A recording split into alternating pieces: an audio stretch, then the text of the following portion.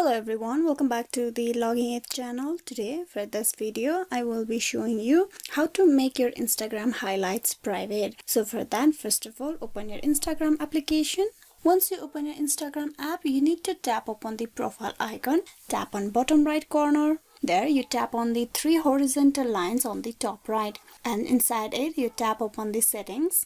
Once you're at these settings, you need to head to privacy. Tap on privacy. Inside privacy, you need to tap on the interaction section and tap upon the story. From there, press on hide story from. Choose the accounts you want your highlights hidden from. This is a one way of hiding your highlights, as the chosen accounts will no longer be able to see your highlights or your story anymore. Hope this video was useful on how to make your Instagram highlight private. Please like and subscribe the Logging It channel, and also don't forget to click on bell icon for the notification and updates. Thank you.